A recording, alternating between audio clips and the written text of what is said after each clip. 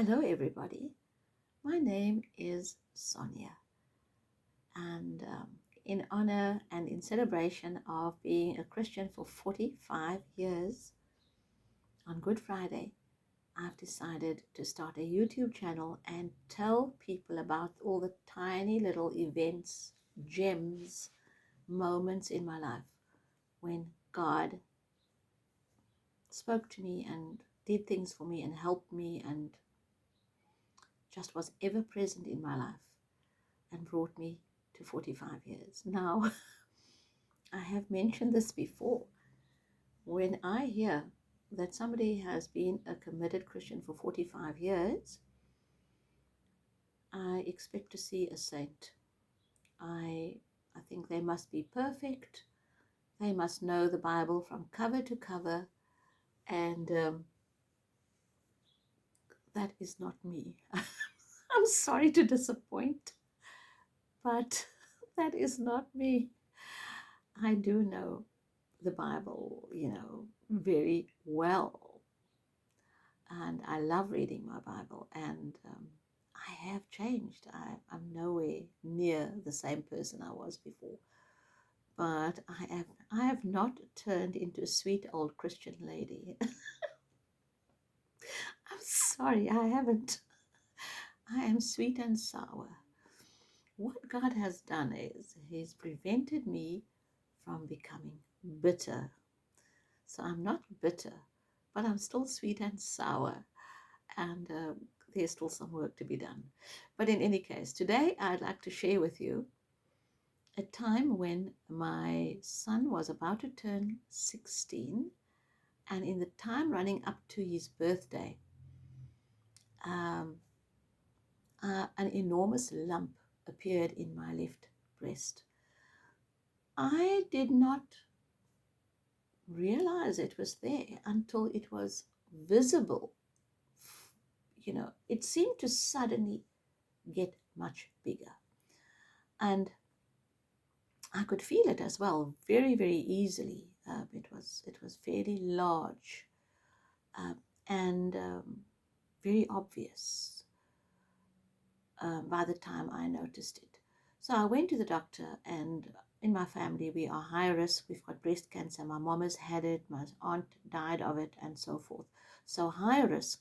I was sent immediately for mammogram. Mammogram is always a bit dodgy, which means I always end up going to for an ultrasound.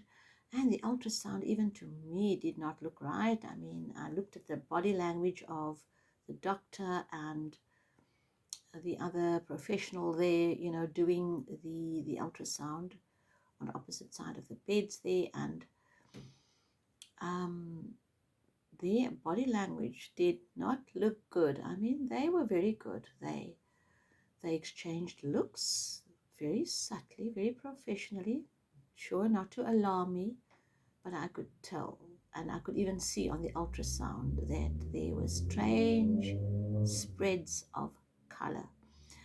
But in any case, they also did, with the help of the ultrasound, a fine needle aspiration, I think it's called. I may, I may mispronounce it or say something wrong. It's a long time ago.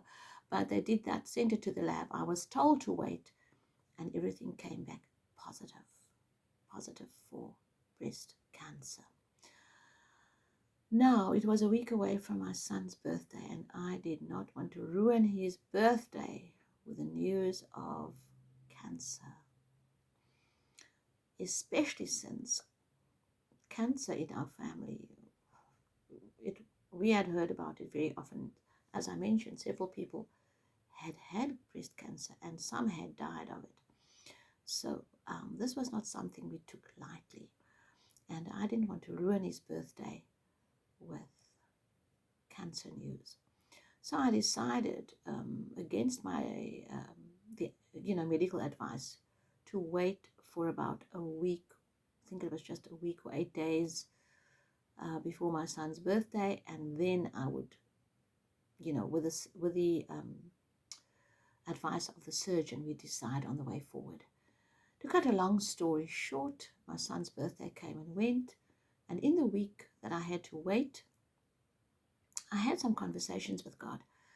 I asked him about Psalm 139. I said, God, you do say in Psalm 139 that every day ordained for us is written up in your big book before a single one of it has come to be.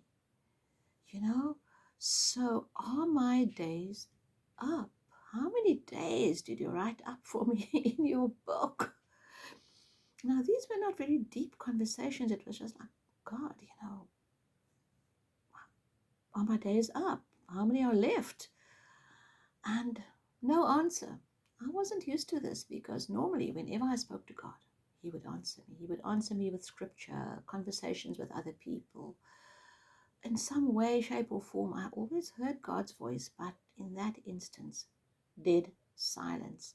So when it came time to go to the surgeon, he said to me, how are you? How is the breast? I said, well, something strange has happened, which it had. During the last day or two before I was due to go to the surgeon, I lay in the bath one night and I realized that the lump had gone. And I thought to myself, well, it's probably changed, it shrunk, something happened, I don't know. I didn't really think too deeply about it, except that I could not detect it any longer and I couldn't see it, I couldn't feel it either. So when I got to the surgeon, I told him, I don't know where the lump is. I don't feel it anymore. And he very wisely said, look, if something's changed, we can't proceed as though it hasn't. So lie down on the bed. Let me do a quick physical and let me just have a look. So he did that and said, you are dead right. There is no detectable lump any longer. And I mean, the lump was very large. So let's quickly repeat all the tests. Go back to ultrasound. Let's do another fine needle aspiration and repeat everything. So I did that. And I'm sure you know what I'm going to say. Everything was clear. Everything was clear. Interestingly, the same two medical professionals who did the ultrasound 7 or 8 days earlier, they were the same too. They took a fine needle aspiration. They tried to take a sample with the help of the ultrasound, but there was no lump, and they really battled. In fact, they hurt me more the second time round than they did the first time, because in the first round, we knew exactly where the lump was. And they put so much silicone on that slide, trying to get as many of the few cells that they could, breast tissue, onto the slide, that the question came back with the result to ask whether I actually had breast implants. Yeah. You know what? I came back when the surgeon, upon receiving the results, was a Muslim doctor. He simply said, this is what I call a confusiogram. And he didn't say anything more. He said, come back in 6 months. And I've been cancer-free since that time. For a long time, I had a large envelope with the 2 sets of results in it, as evidence. I mean, with the one clearly, even the report from the lab, plus some of the ultrasound pictures. This is a long time ago, so I had pictures, the before and after, and I carried it around with me and I showed it to people. But it's almost as though people didn't take me seriously. I only had cancer for a week, someone said to me. Yeah, I know. You had cancer for a week. It made it sound almost as though I was lying, And because of that, I didn't really share it with too many people. But it's an important event, don't you think? and I should be sharing it with people. God did the work so quickly and so quietly that I didn't even really have time to be traumatized or worried. Yeah, so I don't know. What do you think? What do you think? The doctor refused to be drawn in. I know that there are people who are cured from other major illnesses, much more dramatic than this. But that doesn't mean that this tiny, silent miracle that took place is not a big milestone in my life. I'm alive, and my son is now 34. So let me know what you think. Lots of love. Goodbye.